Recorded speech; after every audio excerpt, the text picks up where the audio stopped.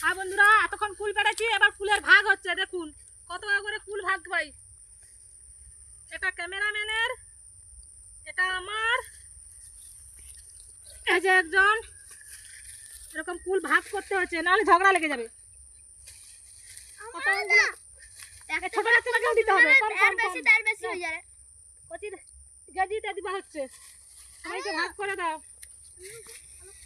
সবাইকে ভাগ করে দিই। কুল সবাই পাবে। কালারটা দেখুন বন্ধুরা, কুলগুলো কত সুন্দর দেখুন। দেখ সব ছেদরি বলতে হবে না, সবগুলো সুন্দর।